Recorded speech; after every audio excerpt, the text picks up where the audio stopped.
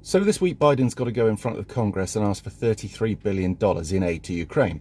Now, that's not money going straight to Ukraine. That'll be money that will be divvied up over certain projects and paid to the armaments industry to help weaponize Ukraine against the Russian influence.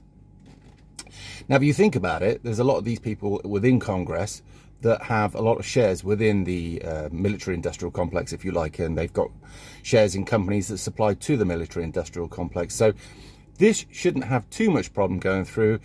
Both sides of the Senate agree on this, except Nancy Pelosi wants an extra $10 billion to go towards COVID. That is the basically the medicine that they give to people to protect them from COVID. I've got to be very careful what I say here. And obviously that's a real big earner for a lot of the people who have shares and interest in the medical industry. How do I say that? The pharmaceuticals, that's what I meant to say.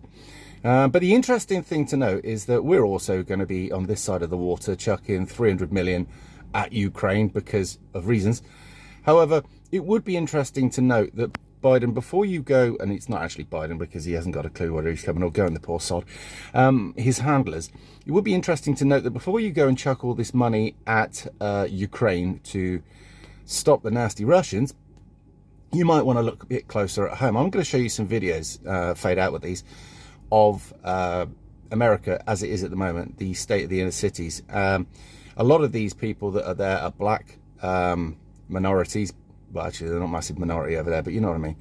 And they all say that Biden's a great bloke, but weren't the black people doing a lot better under Trump? Certainly their employment was. But anyway, Biden's a good guy, yeah, right? Yeah, so just have a look at this. But ask yourself why it is that they're not putting all this money into the inner cities and, you know, places like that to help these poor and homeless people. And the answer is very simple. It doesn't line their pockets. What they do is they go to Congress, they ask for more money to get put into what people think is going to be a good cause.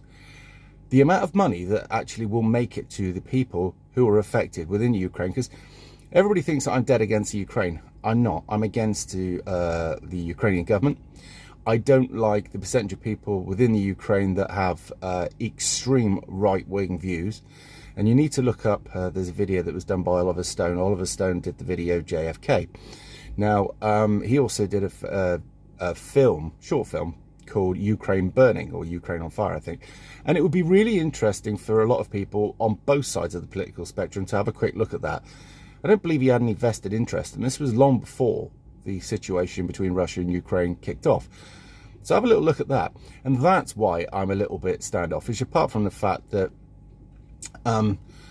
the pillock that's leading is an actor from the World Economic Forum. He's one of Klaus Schwab's puppets, much like the leader of Canada and many other countries, France, Macron.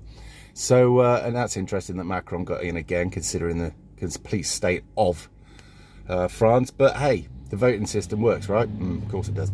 But yeah, if funding and aiding the people in America, you know, the homeless people and the people that really actually need it, lined the pockets of Congress, they'd be doing it all day long, every day. And they'd achieve a lot more votes that way, but whatever.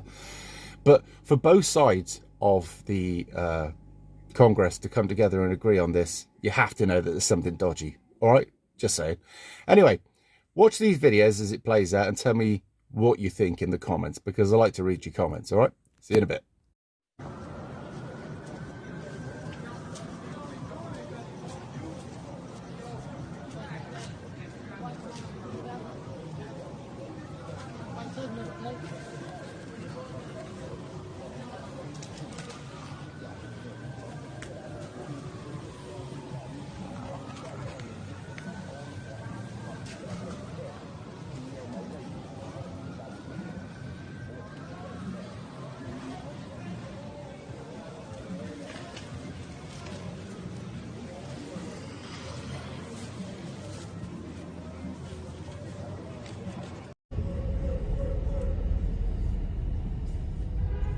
Work.